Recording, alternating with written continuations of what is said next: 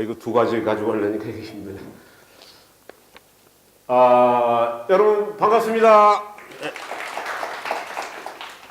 저는 사람에게 배우는 학교, 줄여서 사배학의 시니어 펠로우로 근무하고 있는 윤자, 제자, 윤전 인사드리겠습니다. 뜨거운 박수 부탁드립니다. 네. 여러분 반갑습니다. 저의 오늘 뭐 강의를 할까, 뭐 인생 스토리죠. 여러분 뭐 다 들어보면 알겠지만은 나의 도전은 계속된다.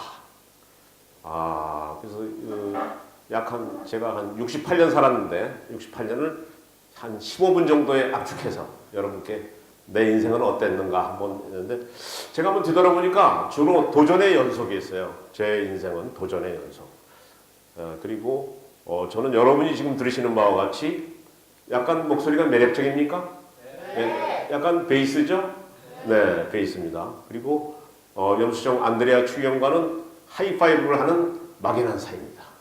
오늘 또 김수환 추기경님 제 10주기, 오늘 선정하신 제 10주기가 되는 날 또 이런 여러분과 함께 얘기를 하게 됐습니다.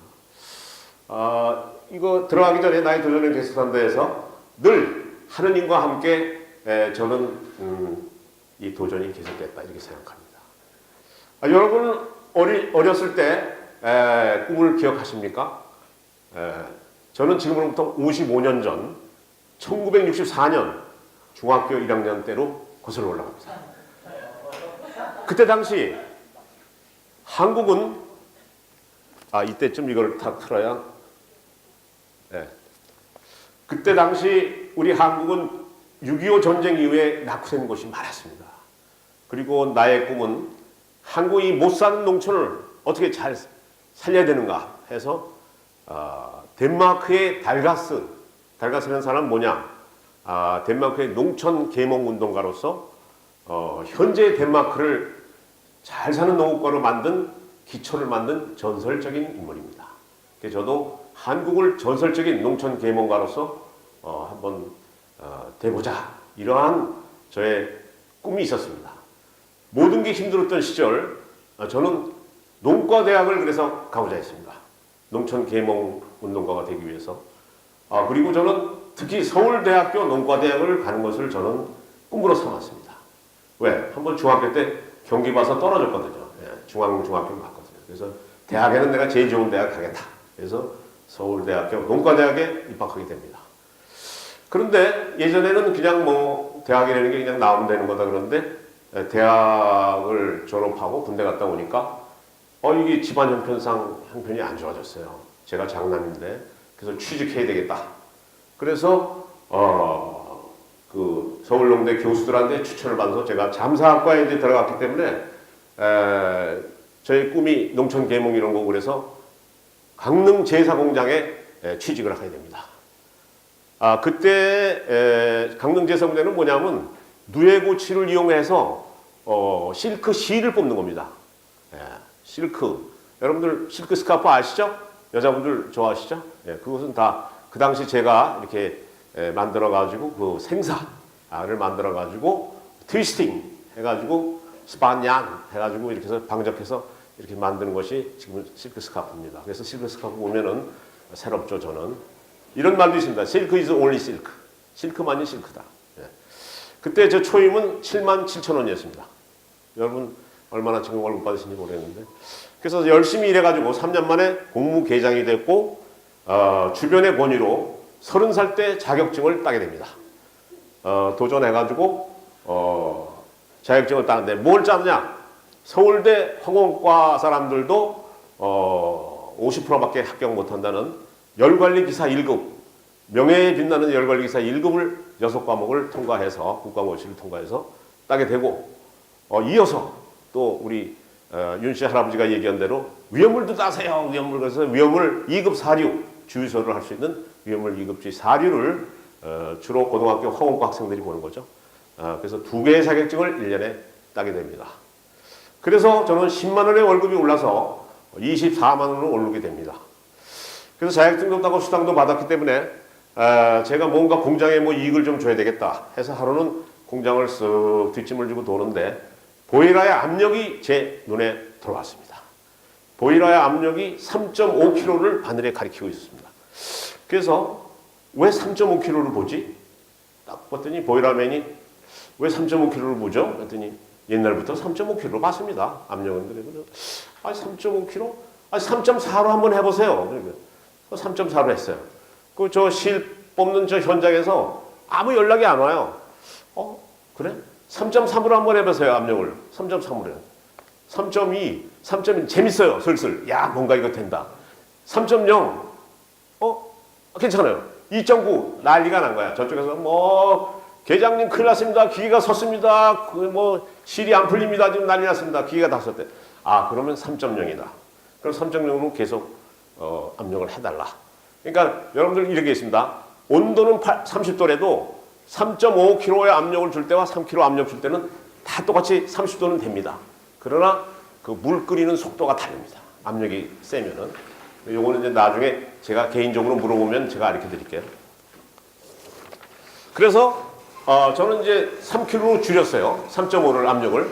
그랬더니 일일 생산량, 생산량 400kg 나오던 것이 430kg 나왔습니다. 30kg는 어느 정도 그 가격이 되느냐? 고기보다 실크가 비쌉니다. 30kg 고기 살려면 얼마입니까, 지금? 네, 600g에 지금 4, 5만 원 하죠?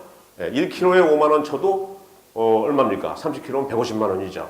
하루에 150만 원어치 그 생산량이 더 나온다는 겁니다. 그러니까, 이렇게 150만 원어치 더 나오지, 기름은 또 3.5kg에서 3kg를 줄이니까 20도라무에서 11도라무로 9도라무가 줄었습니다.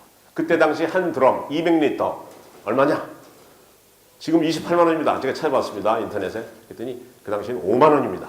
5만 원. 그럼 5구 45. 하루에 45만 원이 절약됐습니다. 그럼 한 달이면 얼마죠? 1200만 되겠죠? 그럼 회장님 무슨 기분 좋아요? 안 좋아요? 입이 이만해졌어요. 그래가지고 내려왔어요. 강릉에. 유은군 잘한다. 이거 20만 원이다. 뒷집에서 막 저기다 넣어주고 막. 그래가지고 막 무주공장, 천안공장 다니면서 너 빨리 가서 가르쳐줘라. 압력 줄이라고 가르쳐주라고. 뭐 여러 가지 이제 뭐 해서 한 바퀴 돌기도 했습니다만은. 그걸 제가 또 이제 열관리 체험지에 썼습니다. 나는 이렇게 해서 압력을 줄여서 하루에 45만 원을 절약해서 한 달이면 1200, 1년이면은 얼마입니까? 1억 3, 4천을 절약했다. 그랬더니 강원도 대표로 우수에너지 관리사로 제가 또 추천됐습니다. 그래서 본의 아니게 또 서울에 올라와서 국무총리상을 받는 쾌거를 일으켰습니다. 이런데 박수 한번 딱 치는 겁니다.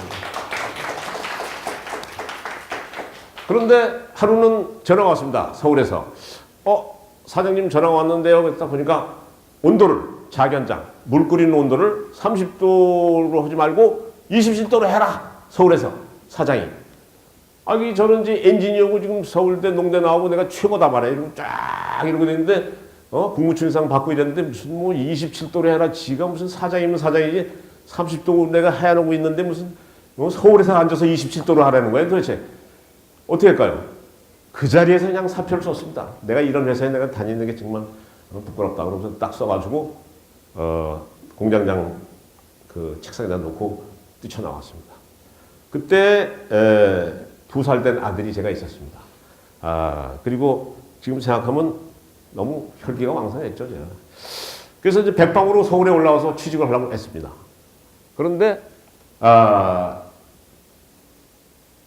30살에 99장의 이력서가 뭐냐? 99장, 100장을 제가 썼어요, 이제. 딱 100장 싹 썼어요. 이력서를 똑같이 해가지고 막 썼어요. 그때는 이제 뭐 컴퓨터 이런 게 아니고 그냥 자기가 쓰는 겁니다. 이렇게 볼펜으로. 근데 이제 그때마다 계속 떨어지는 거예요. 10장 내도 안 되고, 20장 내도 안 되고. 그러니까 99장째 딱 되니까 우리 어머니가 뭐라고 하냐면, 야, 재환아, 너 이제 그만해라. 이제 사진 인화하는 사람이 너 아직도 안 됐냐고 그러고 다 그러는데 이제 또 자꾸 인화해 가니까 사진 자꾸 인화해 가니까 이제 너 그만해라. 근데 저는 한 장이 남았어요 그때. 이순신은 13장이 남았지만 난 사진 한 장이 남았거든. 마지막 한 장을 낸 거예요. 어디다 냈을까요? 중앙대학교에 내게 됩니다. 네. 짠. 네. 그래서 중앙대학교라는 데 이제 제가 들어가게 됩니다. 근데 그때 물동이 지고 같이 이제 제가 물길로 다녔거든요. 할 일이 없으니까 물길로 약수터에 다녔는데 그 아주머니 보고 항상 그래요. 집사람한테도 그랬지만 이번엔 이력서 냈는데 될까? 아 된다니까 돼요. 그것이 지금까지 귓속에 남아있어요. 아 이 사람 정말 나를 위로해 주느라고 이렇게 될 거야. 이번엔 될 거야. 참 고맙더라고요. 그래서 이제 30년을 중앙대학교에서 제 청춘을 다 바치게 됩니다. 다양한 일을 그동안 했습니다. 30년 동안. 근데 거기에 대해서 몇 가지만 말씀드리겠습니다. 먼저 새로운 규정집을 제작했어요. 제가 가보니까 규정집이 3년에 한 번씩 나와요. 3년에 한 번씩. 규정은 지금 오늘 내일 막 바뀌는데 3년에 한 번씩 나와. 안 되겠다. 다른 대학을 봤어요. 한양대학, 경희대학, 서울대학, 고려대학 보니까 여기 사람들은 착착착착 한 달에 한 번씩 바꾸는 거예요. 어떻게 했냐? 1-1, 1-2 이래가지고 그거만 인쇄해서 집어넣는 거예요. 그러니까 1장 1절, 2절, 3절, 4절 그거만 고쳐서 1-1, 1-2 시스템화 하는 거예요. 시스템화. 지금으로 치면 이제 시스템화 하는 거예요. 그래서 이제 그런 걸 바꿔가지고 규정집 하나 새로 만들었고, 그 다음에 이제 홍보실에 갔습니다. 홍보실에 갔더니 대학 교육 박람회를 해요. 그 코엑스, 여기 삼성동 코엑스에서 박람회를 하는데, 이게 이제 한 70개 대학이 경쟁이 붙었어요. 홍보 경쟁이. 그 이제 중앙대학교 홍보부장으로서 난 뭘 할 것인가? 아이템이 뭐냐, 너는. 그래서 나는 이제, 내 위에 분하고 이제 연구를 한 거는 인공위성을 띄자. 인공위성을 띄우자. 하늘에. 기상천외한 걸 해야 될 거 아닙니까? 땀들이 안 하는 거. 경희대, 한양대, 서울대, 고려대 안 해놓은 거. 인공위성 어떻게 띄우려나? 이제 알아봤죠. 인공위성 어떻게 띄우나. 그랬더니 무공위성 그때 없었어요, 우리나라에. 델타 위성이라고 1,000만 원이면 빌려요. 델타 위성. 미국 델타 위성을. 그래서 1,000만 원을 가지고 갔습니다. 그 위성 사러 갔습니다. 그래서 시간은 2시간 빌리면 돼요. 그거 전시하는데 잠깐 한 10분만 틀면 되니까. 그래서 서울 안성 중앙대 교수들의 대학 교육계획 어떻게 성공시킬 것인가. 이런 주제로. 주제도 좋아야 되잖아요, 아이디어가. 그래서 딱 하니까 나중에 연락이 와요, 청와대에서. 김영삼 대통령이 중앙대학교 전시관에 부스에 방문한다. 비밀로 해달라. 모든 보안을 지켜달라. 그리고 윤재환 이런 사람은 그 모든 경찰서에 의뢰해서 신분증을 다 하고 그러더니 진짜 이제 그날이 됐습니다. 그래서 김영삼 대통령이 왔다 가고 7분간 제 옆에서 총장하고 같이 서서 중앙대학교 인공화성 토론회 서울과 안성 캠퍼스의 교수들이 대학 교육계획 어떻게 성공시킨 거죠. 그런 것을 가지고 토론하는 것을 보고 축하 메시지를 7분간 합니다. 그리고 이제 다 잘리고 9시 뉴스엔 한 1분 정도 나오게 됩니다. 그래서 중앙대학교의 1년치 홍보가 그날 다 9시 뉴스에 끝나는 겁니다. 그때 한양대, 경희 이런데 막 이화여대는 그냥 총장들이 와서 구살이 많이 줬죠. 아니 중앙대는 지금 대통령이 오는데 넌 지금 뭐 하고 있는 거냐 이제. 그래서 이제 그런 아이디어 싸움이 있었다는 거 말씀드리고, 그 다음에 이제 제가 또 할 수 있는 것이 홍보실에서 제가 하고 싶었던 것이 뭐냐면 전면 칼라를 내고 싶었어요. 전면 칼라. 왜? 중앙대학교가 좀 침체되어 있더라고요. 제가 가니까 광고도 16면에 내고 입시 광고도 12면에 내고 그래요. 그래서 이게 돈이 얼마 차이 나냐? 이거는 16만 원이고 16면에는 1면에는 50만 원이래. 그래서 광고 회사들을 불렀어요. 우리가 1년 전에 계약하겠다. 진학사. 예전엔 진학사예요. 진학사. 1면에 내가 낸다. 50만 원에. 총장을 설득했죠. 1면에 내야 됩니다. 광고는. 그래야 이 결동률이 높아지니까. 그래서 1면으로 다 바꿨습니다. 모든 입시. 그리고 김희선 고소영을 입시 광고. 입시 그러니까 요광이죠. 여러분들. 입시 요광에 김희선 고소영을 시기 시작했습니다. 왜? 중앙대는 영국영어과가 최초로 생겼고 가장 강한 거니까 나는 이것이 될 것이다. 먹히될 것이다. 아니나 다를까 6만 5천 명이 왔습니다. 제가 홍보부장 처음 가면서 4만 명에서 6만 5천 명으로 많이 늘었어요. 그래서 이제 총장이 윤재환은 여기 놔둬야 되겠다. 그래서 제가 12년 롱런하는 그런 계기가 됩니다. 그래서 조선일보 전면 칼라를 3천만 원에 내게 되고 총장을 설득해서 그 뒤에 대학 홍보팀을 만들게 됩니다. 한국대학 홍보협의회. 여러분 그 한국대학 홍보협의회를 지금 쳐보면 구글이나 네이버나 다음에 한국대학 홍보협의회 딱 치면은 제3대 회장 딱 보면은 윤재환 이렇게 나와 있습니다. 예. 그래서 이제 홍보의 전설인이 이렇게 나옵니다. 그래서 거기서 한 일은 뭐냐? 이 우리 대학 광고가 다 16면, 15면밖에 안 돼요. 저 뒤로 밀려요. 삼성, 대우, 현대 이런 데는 1, 2면, 3면 1억씩 받으니까. 근데 우리는 줘봐야 2천만 원, 3천만 원이니까. 근데 이미 미국에서는 대학 광고는 그 퀄리티가 높잖아요. 다 퀄리티가 높고 그러니까 그래서 하고. 그래서 그렇게 해서 그거를 해서 거기 최초로 그러면 어느 신문이 하겠느냐?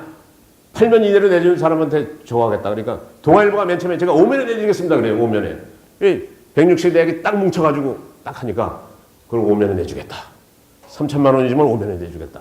그래서 그때부터 대학 광고가 8면 이내로 여러분들 지금 신문 보시면 8면 이내로 대학 광고가 다 들어가야 됩니다. 그런 역할을 제가 했습니다. 예. 그 다음에 총장에게 한 번 또 제가 한 것이 집에서 가만히 이렇게 하고 있는데 중앙대학교가 좀 침체되고 있고 이사장도 일본 사람인데 좀 투자를 좀 덜 하고 뭔가 좀 생동감 있는 것이 있어야 되겠다 해서 집에서 생각한 것이 로고를 좀 바꾸자. 마크를 바꾸자. 그랬더니 총장이 야, 윤 부장, 너는 왜 가만히 있는 로고를 왜 바꾸냐 도대체? 왜 가만히 제가 뭐라고 그랬냐? 네가 왜 바꾸냐 도대체? 그래서 아닙니다. 21세기는 문자의 시대입니다.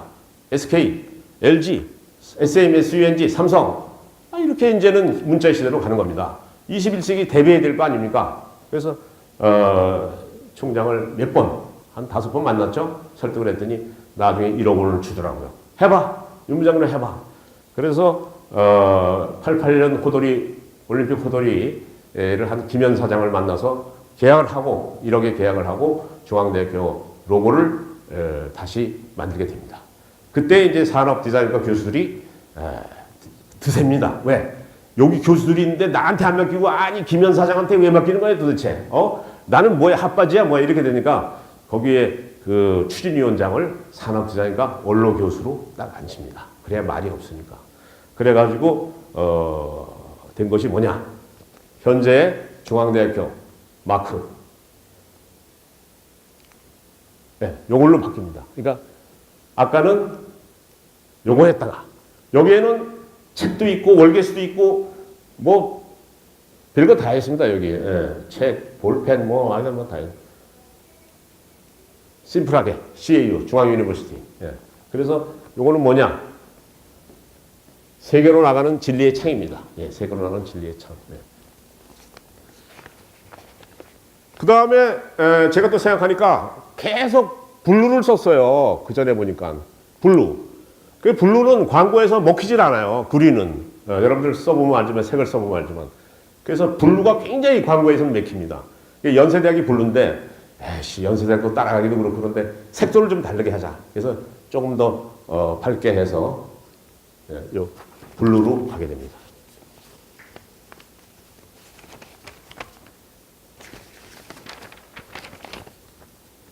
그래서 되돌아보면은 약간 시간 많이 지났나요? 네네, 알겠습니다. 3분 남았다고요?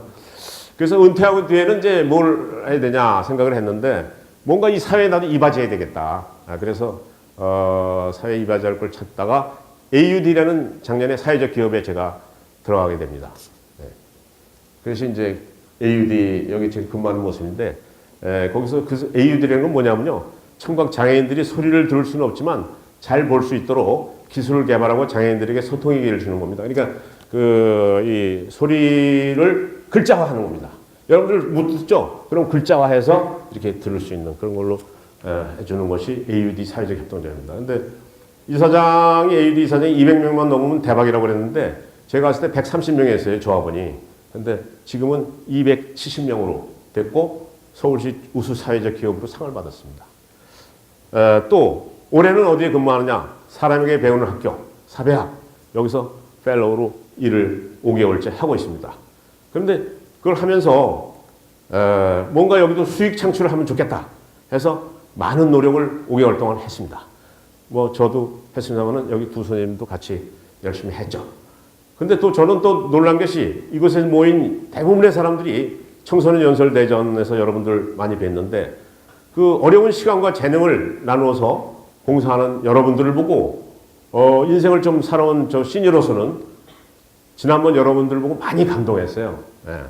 요즘 청년들은 난 다들 이기적이고 자기 혼자 살기 바쁘고 이렇다고 들었는데 이 자리에 여러분들은 아주 달랐어요. 그래서 저도 여러분들처럼 더 좋은 세상을 만들기 위해서 은퇴했지만 오늘도 출근을 하려고 합니다.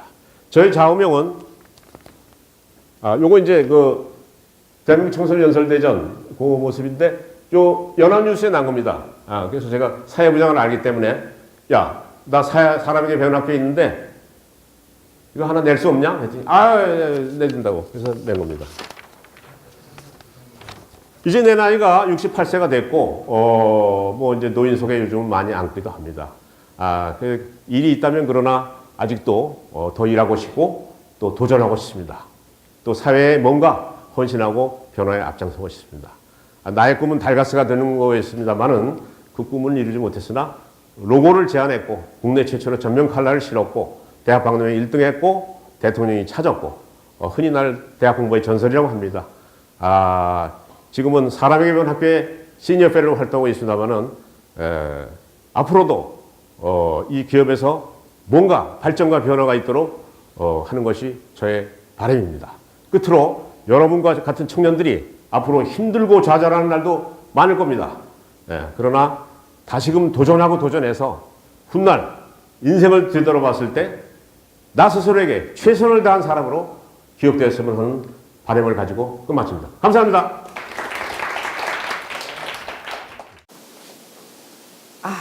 이쪽으로 쓸까?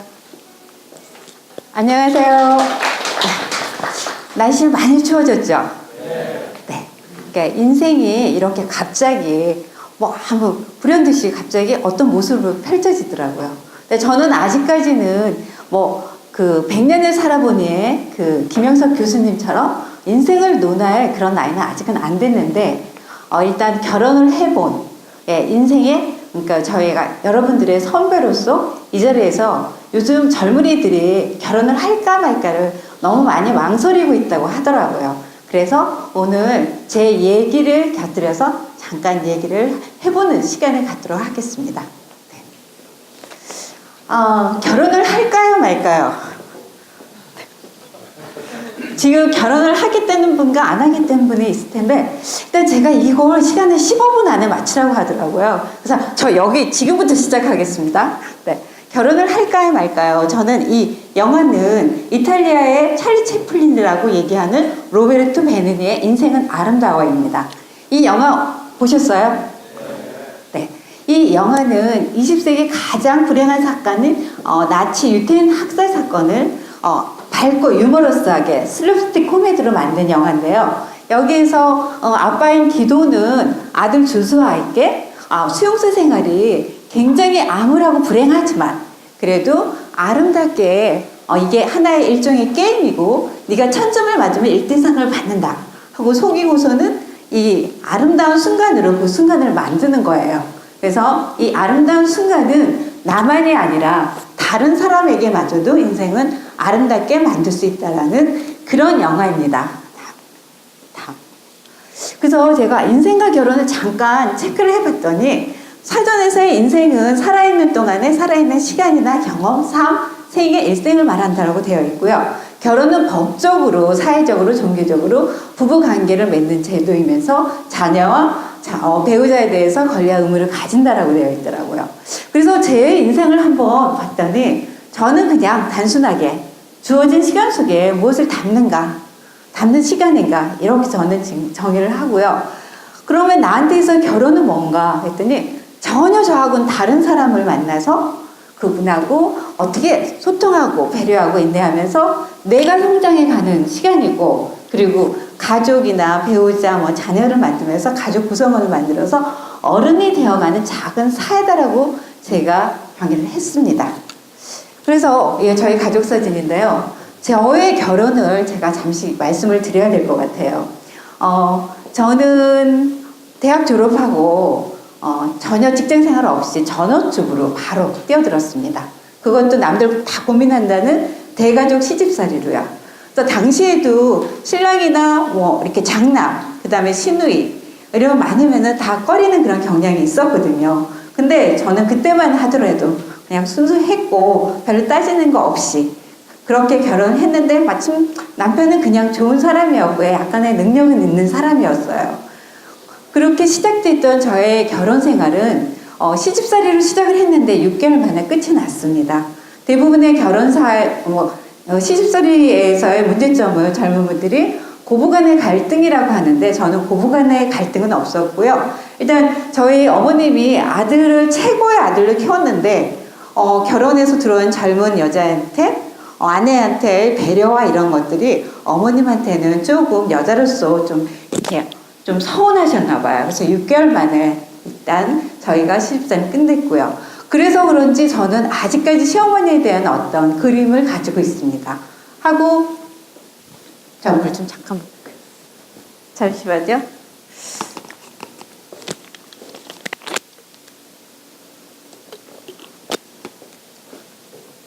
근데 이제 결혼을 하면 대부분이 명절 증후군 그래갖고 며느리들은 무조건 힘들다 이런 생각이 있는데 실제적으로 결혼 생활에 있어서 명절은 며칠 되지도 않아요. 그리고 나중에 지나가 보면 그거 크게 문제 안 되는 거거든요. 그게 오히려 그림의 한 페이지일 수 있어요. 그래서 저는 그렇게 생각하지 말라고 일단은 만난 분들한테는 그렇게 얘기를 드려요. 저는 이렇게 해서 결혼 생활을 시작을 했는데 30대 초반에 저만의 시간을 갖는 시간을 찾기 시작했어요. 그게 저한테서는 저만의 시간이면서 첫 여행이 됩니다. 근데 그거의 계기는 제가 신랑이 그러더라고요. 설마 여자 혼자서 할 수 있겠어? 하는 거였는데 거기에 대한 오기가 발동해서 정말 집을 나왔습니다. 나와서 제가 화물칸 기차칸에 대한 어떤 추억이 있어요. 그래서 기차를 타고 춘천을 갔습니다. 가서 혼자서 그때 당시에 여자가 여행을 한다라는 거는 숙소가 가장 중요한 포인트였어요. 위험성을 벗어나기 위해서 숙소를 갔는데 일단 택시를 타고 가장 큰 호텔을 가자고 했어요. 근데 그 호텔이 그때 당시에는 그렇게 큰 건 아니었고요. 일단 그 호텔에 가서 체크인을 하는데 여자 혼자서 오니까 혼자 오셨어요 하더라고요. 그래서 그럼 약간의 그런 눈초리를 받으면서 제가 일단 문을 들어가서 한 1시간이 되기 전이었는데 벨을 누르더라고요. 그래서 문을 열었더니 제가 룸 서비스를 해요. 전 부른 적이 없는데 그래서 들어오더니 뭔가 룸을 전체를 훑어보고 그러고 나가더라고요. 그 눈빛은 여자 혼자서 여기에 어떻게 왔을까? 어떤 불행한 어떤 사건? 이런 생각을 하고 저를 이렇게 한번 확인을 하고 가는 그런 느낌이었어요. 그래서 그렇게 시작했던 그 여행은 저는 그 이후로 매번 결혼 기념일마다 여행을 시작을 하였습니다. 그 결혼 기념일에 아이를 떼어놓고 간다는 건 굉장히 어려운 일인데 1년에 한 번 돌아오는 결혼 기념일 1년 동안에 그 준비를 한다면 얼마든지 가능한 일이더라고요.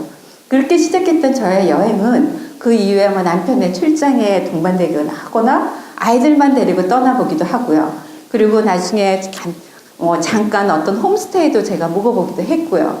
그리고 나중에는 제가 뉴질랜드에서 아이들만 데리고 조기 유학을 쫓아가서 하는 그런 시간도 갖게 되었습니다. 근데 그런 여행이 나중에 저한테 큰 자산이 될 거라고는 생각을 못 했었어요. 그 당시에는. 그 나름대로 평온하고 가정생활에 만족도도 저는 높았었고요. 그렇게 생활을 하고 있다가 마지막엔 마지막이 아니라 제가 이제 50대 중반까지는 사회에 나와보지를 않았어요. 그러니까 어떤 돈을 벌어보거나 사회 속에서 생활도 해본 적이 없었고요. 근데 50쯤에 돼서 저는 그때 당시에는 아이들을 쫓아서 뉴질랜드에 가 있었고요. 뉴질랜드는 섬이라 바다가 보이는 곳이 많아요. 근데 집 자체가 제가 이제 바다가 내려다 보이고 일단 옆에 골프장이 있고 저 나름대로 거기는 집들이 단독주택이라 커요. 그래서 거실도 2개 있고 한국에서는 가지고 있지 않았던 4구 당구대까지 갖추고 그 다음에 차도 벤츠 차량을 이용을 하고 하면서 제가 나름대로 정말 윤택한 삶을 살고 있었어요. 살고 있었는데 갑자기 아직 방학이 아닌데 한국에서 연락이 왔더라고요. 잠깐 들어오라고. 그래서 한국을 들어왔더니 남편이 제가 지금까지 보지 못했던 그런 모습, 추체한 모습과 가장 자신 없어 하는 그런 모습이 보이더라고요. 근데 결국은 어떤 사건이 남편의 사업에 사건이 발단이 된 거죠. 하여 저는 그 순간 그동안 제가 살면서 남편이 소지품에 대한 어떤 본인이 애착이 없더라고요. 애착이 없어서 아침에 뭐 장갑을 끼고 나간다 그러면 저녁이면 그 장갑을 안 갖고 들어와요. 그리고 뭐 우산을 하나 들고 간다면 또 저녁에 우산이 없는 거예요. 그렇게 시작했던 게 나중에는 자기의 임을 반지도 없고 시계도 없고 다 하는데 전혀 거기에 대해서 본인은 애착을 안 갖고 있는 거예요. 그러다 보니까 저만 스트레스를 받으면서 제가 너무 힘들어하면서 제가 제 삶에 마이너스가 되더라고요. 그래서 제가 그때 저의 삶의 지혜로 제가 터득했던 게 빨리 안 좋은 것은 잊어버리고 제가 잃어버린 거에 대해서 빨리 포기를 하자 하면서 제 나름대로 삶의 지혜를 가졌죠. 근데 제가 이때 이 순간에 그걸 제 삶에 적용을 한 거예요. 하여 제가 지금부터 뭘 할 수 있을까 하고 뉴질랜드로 돌아가서 아이들이 둘만 있도록 남겨놓고 저는 한국으로 들어와서 워킹홀리데이 협회에 취업을 하게 됩니다. 그게 2008년 3월 2일 저한테 있어서는 첫 직장이었고요. 첫 출근이었고요. 첫 사회생활입니다. 그게 제가 나이가 50이에요. 그때가. 그래서 그렇게 해서 했는데 그 워킹홀리데이 협회에서 내가 할 수 있는 일이 무엇일까 했었을 때 그쪽에서 저에 대한 지는 대부분의 워킹홀리데이 협회에서 근무하는 직원들이 20대, 30대 미혼인 직원들이었어요.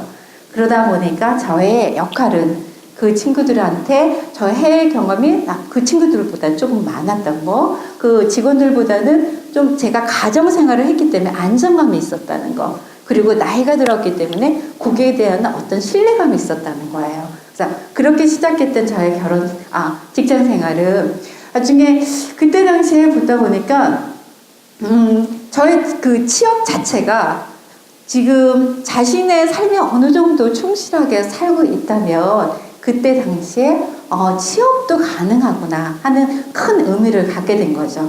그렇게 해서 시작되었던 저의 취업은 그렇게 해서 했던 거에서 이제 그 직장 생활을 할 때 저는 어떤 거가 있었냐면은 그때 젊은 친구들의 결혼을 굉장히 망설이는 이유 중에 첫 번째 이유가 자기한테 집중할 수 있는 그 삶을 살기가 어렵다는 거였어요. 근데 그 직장 생활을 하면서 제가 마주쳤던 워홀비자라는 게 30대가 되면 그 워홀비자를 사용을 할 수가 없어요. 그러면 자기 30대를 바라보는 그 순간에 저를 찾아오던 그 젊은이들의 그 눈빛을 아직도 기억을 합니다. 저처럼 한 단계를 뛰어넘기 위해서 굉장히 혼신의 힘을 다했고요. 그 친구들이 잘 다니던 직장을 그만두고 워홀비자의 마지막 기회를 잡기 위해서 오는 거예요. 올 때 그 약간의 눈에서의 불안감도 있었고요. 두려움도 있었고 아니면 호기심이나 희망도 있었어요. 그렇게 왔던 그 친구들한테 그 친구들은 만약에 내가 할 수 없다라는 거 어떤 일이든 그냥 포기하지는 않을 것 같다라는 건 지금의 제가 생각을 해도 그 부분은 확신을 합니다. 그래서 이렇게 결혼을 왜 하기 싫은가 했더니 위에 네 가지는 결혼을 하기 싫은 이유 중에 하나, 그러니까 고려하는 그 이유 중에 하나가 밑에는 하고 싶은 친구들이더라고요. 그래서 제가 그러면 결혼을 해본 입장으로 제가 약간 여기에다 결부를 시켜봤죠. 그래서 나에게 집중하는 삶을 원해서 이게 첫 번째 이유더라고요. 근데 저는 나름대로 지금까지 조금 전에 말씀드렸던 그거에서 나에게 집중하는 삶을 내가 가졌을까? 했을 때 저는 나의 통제권만 남한테 넘겨주지 않으면 그리고 내 인생의 주인공이 내가 된다면 그러면은 이 부분은 가족과 더불어 살면서 얻게 되는 게 더 많을 거라고 저는 생각을 해요.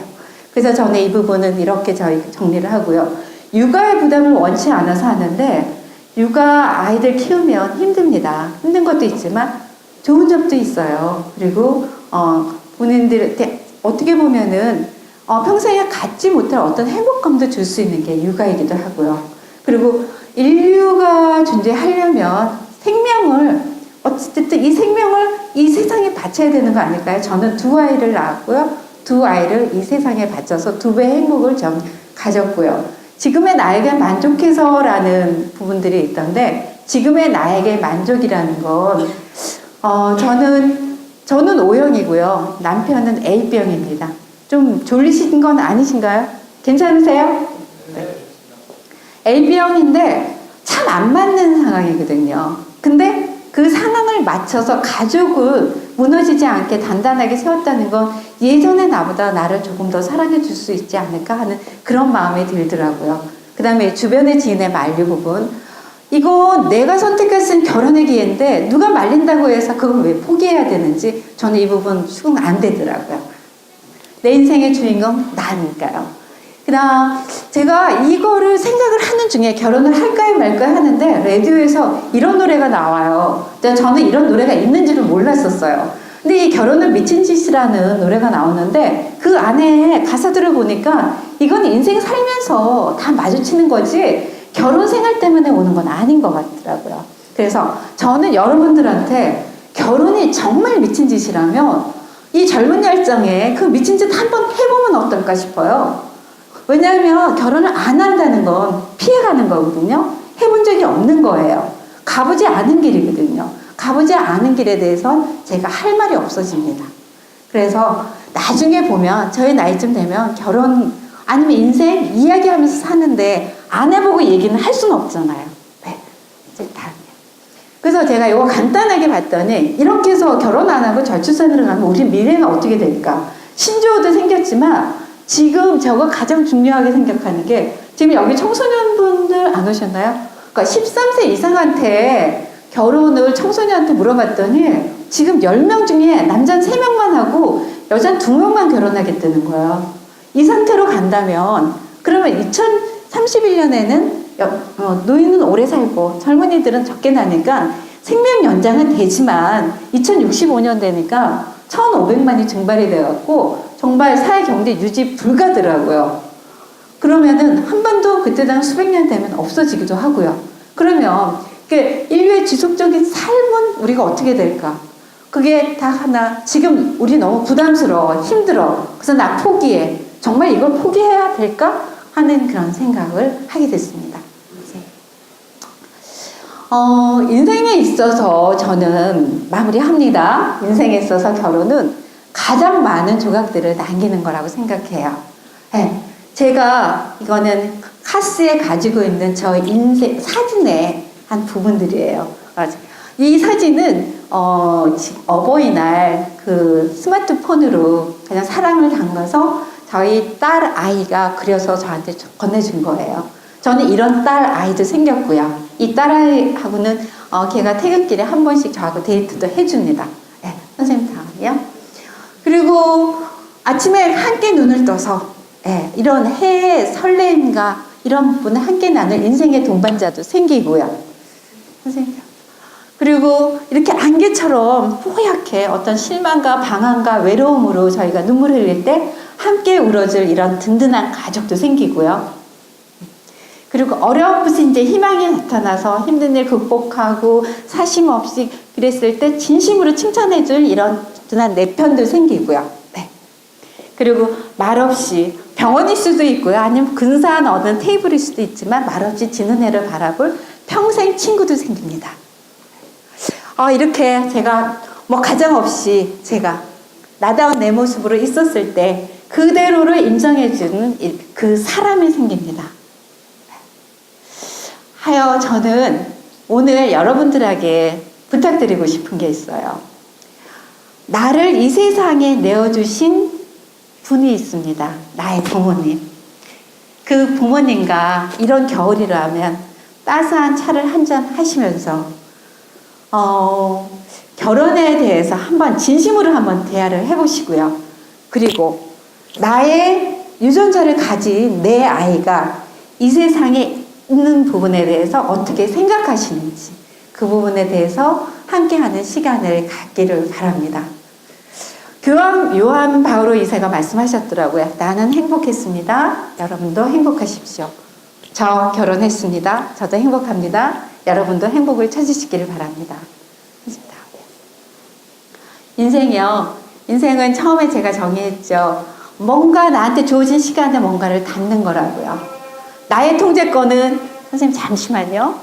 나의 통제권은 나한테 있습니다. 다른 사람한테 넘겨주시지 마시고요. 그리고 지금까지 스쳐간 어떤 경험들이 내 인생의 스승인 걸 안다면 그러면은 지금부터 정말 잘 살아낸다면 그러면 여러분들은 분명히 올바른 결정을 할 거라고 믿습니다. 저도 이렇게 되기까지는 저의 경험이 있었고요. 그래서 이제서야 알게 됐습니다. 네. 인생은 당신이 선택한 어떠한 모습이라도 저는 응원합니다. 그래도 이렇게 결정이 되었으면 좋겠습니다. 네. 네, 이상입니다.